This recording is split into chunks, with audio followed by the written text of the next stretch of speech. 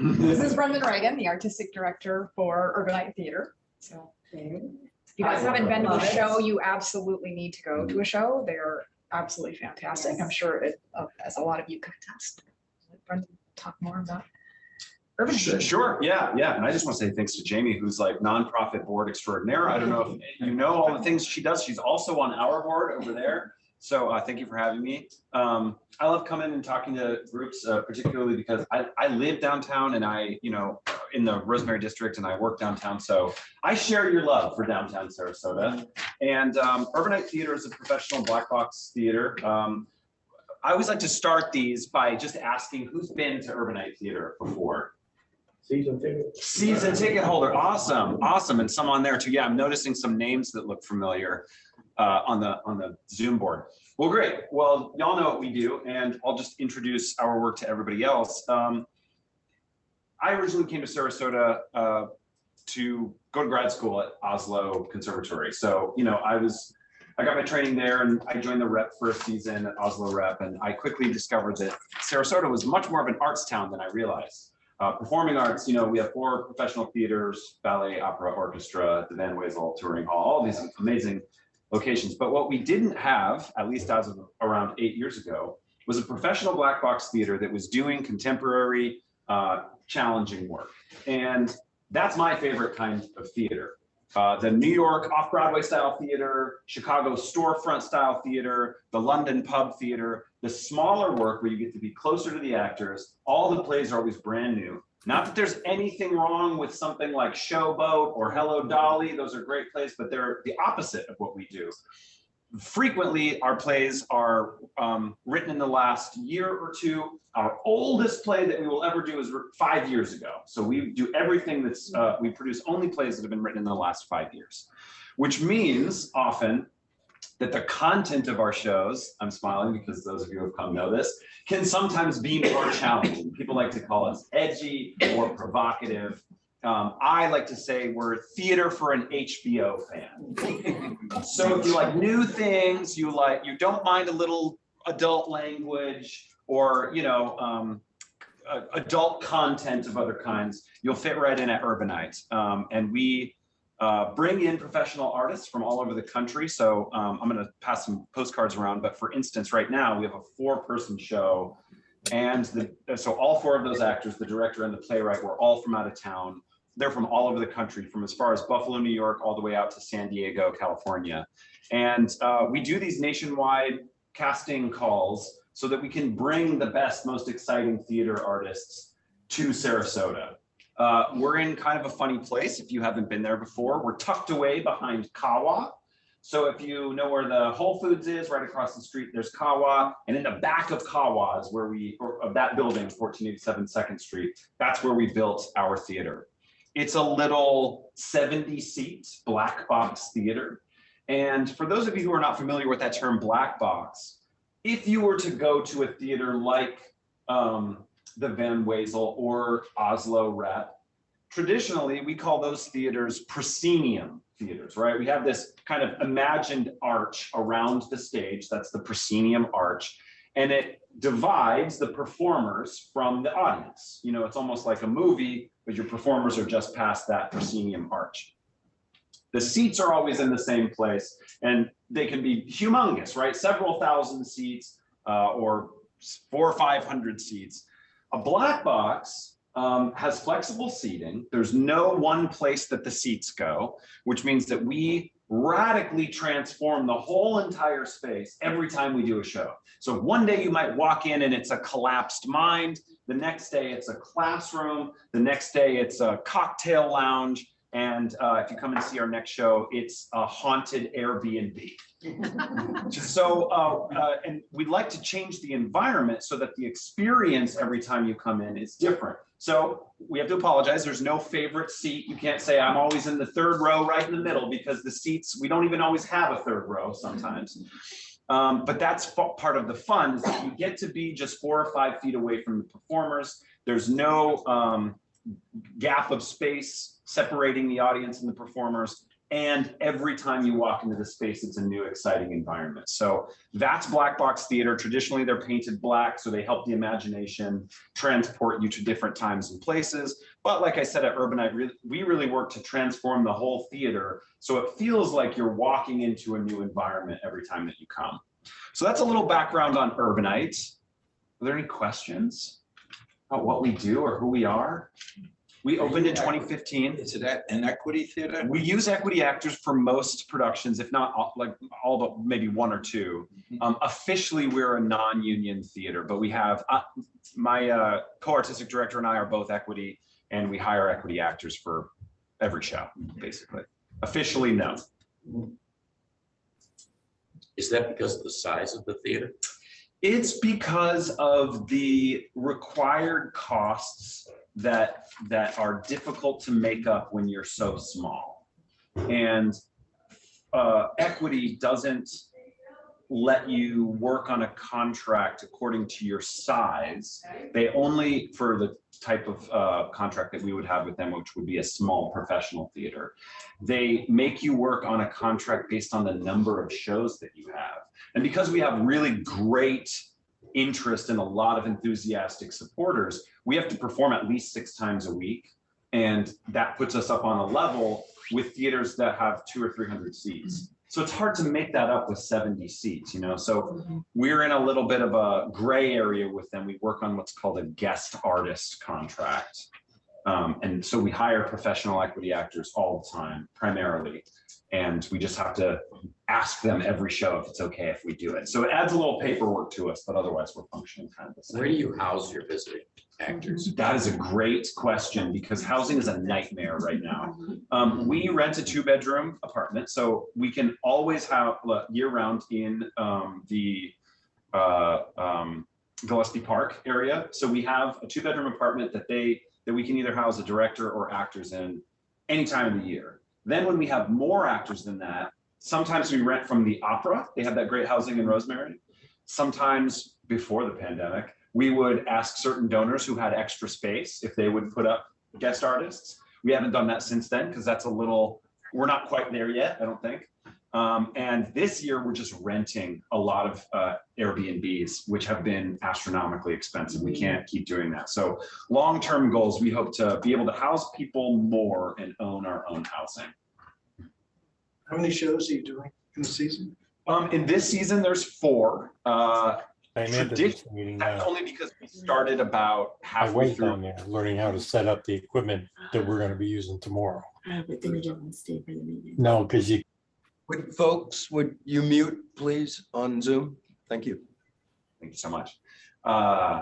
Traditionally, in a full 12-month calendar year, we'll do 5 shows plus a new play festival.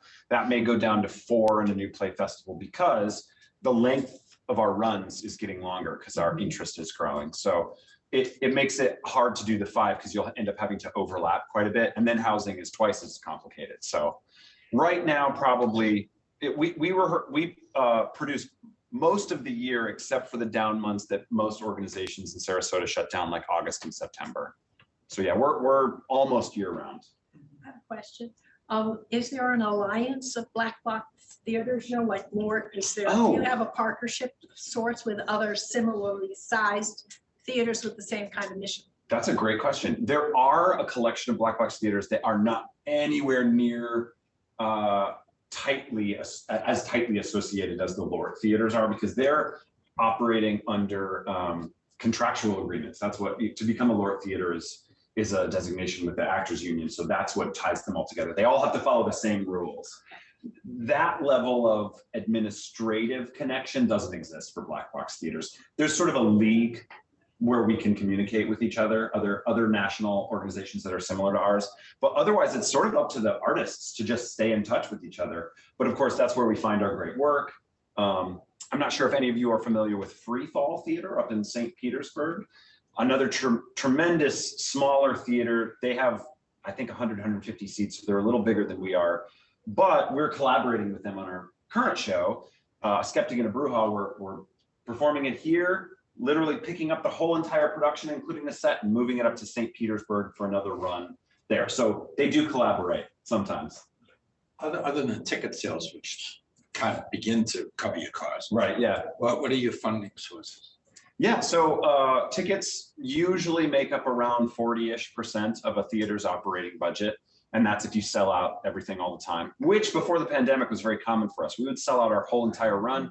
We'd have 2 or 3 people trying to get in on standby every single night. We're starting to get back to that level.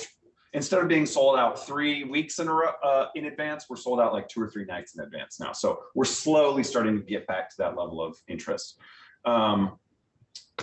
We have individual donors make up a really huge part of our funding. And then grants and foundations and public support. This year, we got more governmental help than ever because of all of the resources that became available to performing arts organizations because of COVID, both the PPP and the shuttered venue operators grants, and then the state funding and the county funding as well. So the government support was tremendously important for us and all organizations our size to like get us through the pandemic, but things are going strong again now. So it's mostly tickets and individual givers. Yeah. You mentioned being the league, and I may have missed it in your presentation. Do you have an IRS designation like C3, C4 or anything? Yeah, we're a 501c3. C3 nonprofit. Yeah. So you're not a business league then? You're not No, C4. no. It's a loose connection of theaters that just sort of communicate with each other. So it's not the official definition of league. No. So where do you see yourself going at, looking down the road, let's say 5 years from now, or do you have future aspirations or goals to what this is all going to look like? Yeah, our secret sauce is small theater works that are intimate audiences. It's right there in our mission to be inclusive storytellers that also believe in the powerful connectivity of an intimate space. All of us sitting here feel very different in terms of communication than if we were sitting in like a major event hall or even a football stadium or something, and I was down on the field trying to shout up at you.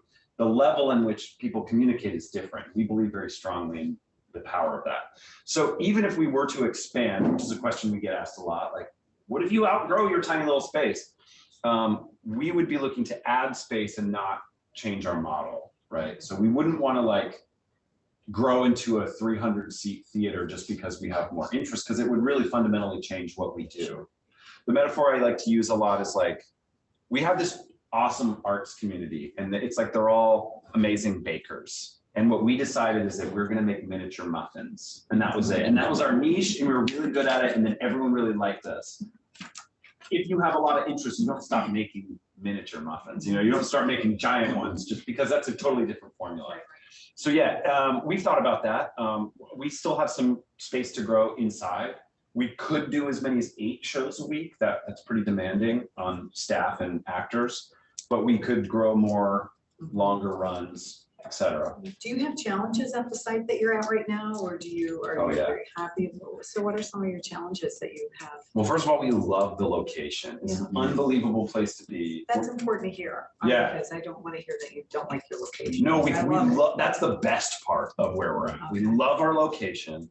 There's, the lot that's sort of, we call it the Whole Foods lot. It's not officially the Whole Foods lot, but that lot on the 2nd and the 3rd floor is where we tell everyone to park. We don't have any of our own parking, so that's a bit of a drag.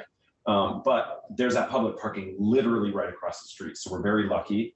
And a lot of our people who come to shows walk. Like, how cool is it that people can walk to your theater? They don't have to drive up Tamiami or way out to Lakewood Ranch or something. Like, people can really just walk straight to the theater. So we love that. We have no storage space. That's really, we have like closets, and most theaters have, and we do all kinds of other rentals too. So most theaters have a shop, like to build things, a bunch of storage for props, costume sets, lights, sound stuff, all of that stuff. When you're not using it, has to go somewhere. And so we rent a warehouse 3 or 4 miles away. We'd love for that to be on site in a way.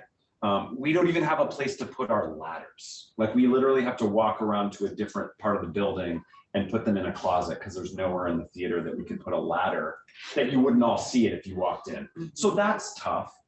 We don't have hot water. in our space. We just built it with running water and there's no hot water heater. So that means adding something like a shower, which Equity of course wants you to have if you've got any show that's sort of messy or sweaty, or a laundry like. So we'd love a little more space, a little more, items that help us produce, and we have to be clever and we have to like go take stuff to dry cleaning, or, there's inherent challenges with, we built out to every inch of the possible space. And even that was a really small theater. So we didn't have extra space to like, consider storage. And we were very fortunate to find offices in the building next door. So our offices are close. Our offsite warehouse is not so far. We also rent the artist housing and the theater and a rehearsal space. So there's you need a lot of space to make theater. One of the fascinating things is the demographics. There was a lot of concern, I think, among the general population, at least if not from you folks, that this is an older demographic. Yeah. And an edgy theater, would it succeed? And Yeah. it obviously has. Yeah. And I guess the demographic is perfectly comfortable with, all the sex and nudity and everything else associated with it. Yeah. But it was an interesting question way back when. Believe me, when Summer and I were on the road to opening our first show, which was very provocative, we stopped and looked at each other and said, what the hell are we doing? Like, they're gonna run us out of town. Right. And then that show totally sold out. We extended it. We sold out the extension. What show was that? That was called Chicken Shop. I You see that one? remember. Okay. And our general reaction was that people were not saying, what is this? They were saying, what took you so long? We've been waiting for this. I was in New York. I saw off-Broadway theater. All these people see the beautiful arts in Sarasota, and they noticed what we noticed was that this was missing. So yeah, we did not expect the enthusiasm at the level right away, but they were there. They were there. Yeah. Maybe a couple more, yeah. Brendan, would you bring back an audience favorite, Bonita? Oh, Bonita? Bonita. That was a really good one, That was wasn't one it? of the best. Yeah, that was. We never thought about bringing anything back because we're always like trying to find the next I know. new thing. That was a personal show. If you get the Yeah. same actor, she was She's awesome. fantastic. Oh, Terry, yeah. You had your hand up too. We'll do one more. Sorry. Quick, I have not been to your theater, I confess. I'm going to try now that you've made this. That's all right. You have a good excuse now. How do you compare with the Black Coast West Theater, West Coast Black Theater, and the Players? Yeah, so the Players is a community theater and we're professional. So we like to think that there's a difference in talent and career professionals versus people who volunteer in their free time. Not that there's anything wrong with Players. Players are fantastic. They're a really tremendous community theater. West Coast Black Theater is also a professional theater. What they do more traditionally, they're doing some more straight plays now, are these musicals and musical reviews. And they find these singers with these otherworldly, unbelievable voices. And we don't do musicals. We like to find that level of talent in actors and writers. So yeah, I love going over there and seeing something totally different. And their new space is so beautiful. And I think it's probably around 150 or 200 audience members. So we're quite a bit smaller than that one. It's still a very different experience, I would say. Yeah. One more. Okay. Coming back to housing. So I know in our building, we had a person house one of the actors. Yeah, with Barbara, yeah. Yes. So my question to you is, do you see that being something that you guys would do again? I know COVID's kind of tricky, but since we are the Downtown Sarasota Condo Association, people may have extra space. And if they wanted to reach out to you and help you guys out with an actor, would that be something you guys would consider? Yes, absolutely. And the reason that we haven't yet is more so because we've probably been ready for that sooner than folks who've traditionally offered their housing. And the two people that were offering before are quite elderly, and we didn't want to we didn't want to offer, we didn't even want to ask.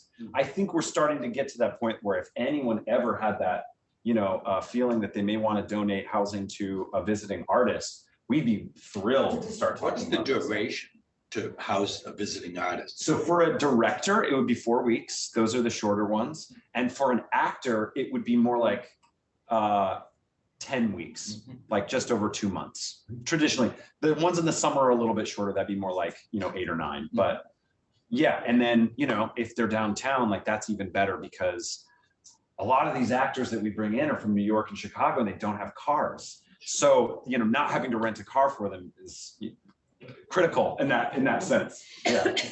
Well, thank you so much. Thank you. And This for is those great. of you who have not been, do it, just do it. It's a fantastic, what you do, and we Thank enjoy you. so much having you in our I community. just got a promotion from you guys, the day of caring. The giving challenge. The giving The challenge. giving challenge is So you coming may up. want to think about them.